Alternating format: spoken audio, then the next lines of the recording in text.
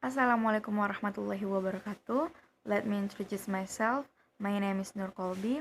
I'm from English Education Department. In this video, I'll explain about one branch of literary criticism. Actually, there are 17 branches of literary criticism, but I just explain one of them. That is cultural criticism. Cultural criticism is related to new historicism. And as I know, new historicism is a method of literary criticism that explains the historicity of a text by relating it to the form of power, society, or ideology in a given time. And cultural criticism related with that. But cultural criticism, particular and cross-disciplinary, emphasize on taking seriously those works traditionally marginalized by the aesthetic ideology of white European males.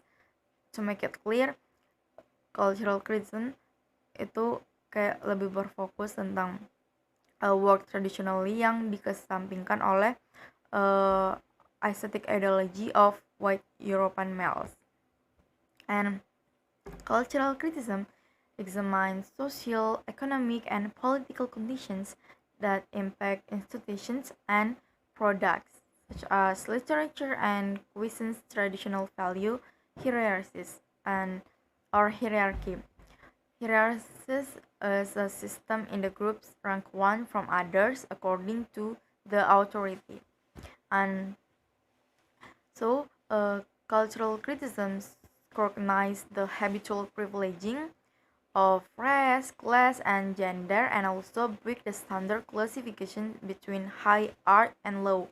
Jadi kayak cultural criticism itu meneliti secara cermat um, hak istimewa dari ras, kelas, gender, dan sebisa mungkin untuk uh, membreak the standard of classification between the high and art and low.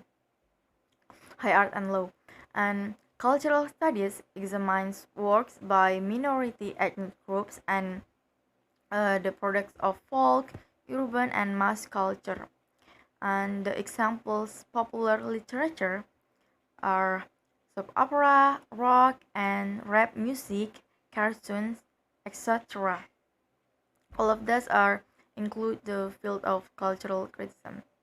Actually, the field of cultural criticism is large, and what I got in the material, it focused on the ways Western cultural tradition expressed in literature defines itself partly by stifling the voices of oppressed, oppressed groups or even by demonizing those groups.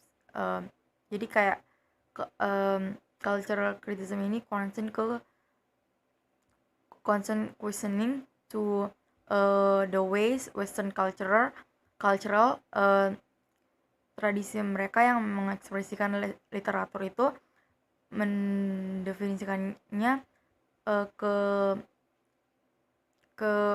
ini pribadi dan ke itself partly dan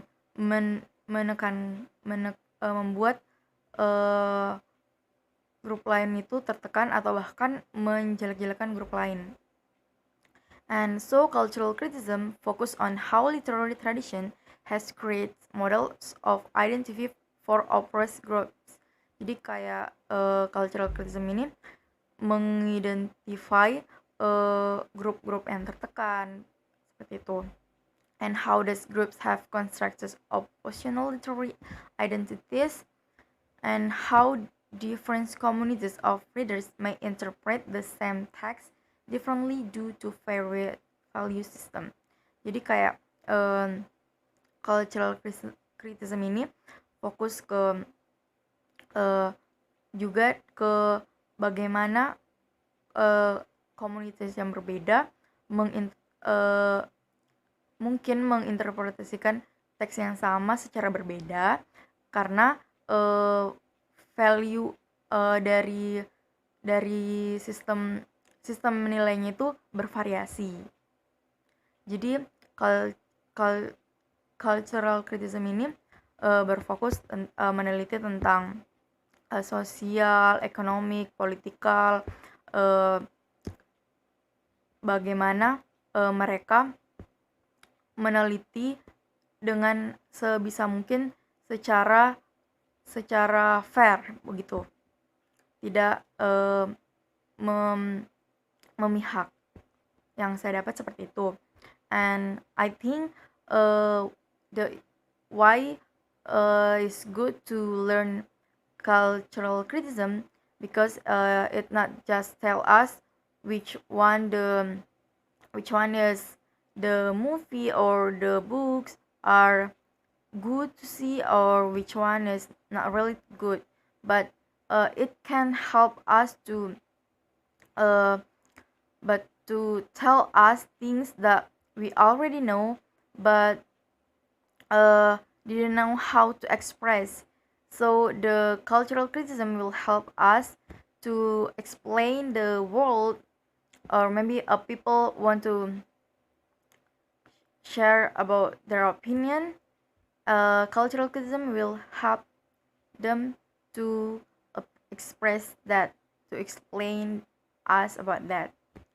Maybe that's all I got from this material. Uh, Sorry for any mistake, especially bad pronunciations or maybe misconcept of me to understand the material. And thank you for your attention. Wassalamualaikum warahmatullahi wabarakatuh.